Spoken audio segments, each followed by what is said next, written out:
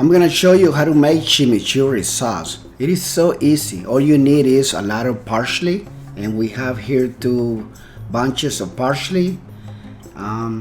Argentinian chimichurri is very famous, and a lot of people like to use it when they eat it with chicken or steak or pork. What you're going to do is just start mincing all these green leaves. By the way, the chimichurri doesn't have cilantro. A lot of people here in the United States think that chimichurri has cilantro, and you don't have to blend it. You don't have to use a blender, okay? You only have to mince it or chop all these green leaves. That's the only ingredient so far that we're gonna use. Just be careful, make sure you don't cut your fingers. By the way, I also have another video where when I use fresh oregano. This time we are going to use dry oregano.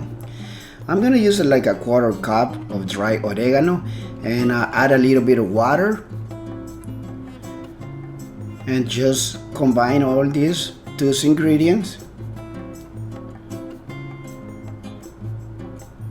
And we already finished mincing all the green leaves, all the parsley. There are 2 types of parsley, Italian parsley and the other one that you find in the supermarket. You can use either one. You can also use red crushed pepper. These are not very spicy at all. You can use jalapeno, you can use a red chili. It's up to you. You can also omit all these spicy peppers if you don't want it, but the sauce is not gonna be spicy at all. Okay, now you're gonna put all the parsley in here, and you gotta use a lot of garlic. We have here 8 garlic cloves. Make sure you remove the little white part. We don't want it in there. Just take it out, and after that just start mincing all the garlic too. Please do not use a blender, okay? Just take your time mincing all these ingredients, and you're gonna be enjoying this sauce for a long time. I love the smell of garlic. I like the smell of parsley. It is an amazing salsa that you can make at home. Okay, now let's put all the garlic in here, and I'm gonna show you the other ingredients that we're gonna use. Salt and pepper. Make sure you put a lot of salt and pepper. Okay, now we're gonna add some black pepper. Do not put white pepper, just put black pepper, please. I love this salsa, and I don't buy it in the supermarket. I prefer to make it at home. Do not buy cheap, crappy chimichurri sauce. Now we are gonna add some apple cider vinegar. You can use like a red wine vinegar, which is superior and it has a better taste, but you can get away using apple cider vinegar. Now the trick here is to use like 1/2 cup of vinegar and 1 cup of oil. Do not use lime juice, please. Just use vinegar, okay? Now start combining here slowly. Take your time. And now we're gonna use sunflower oil.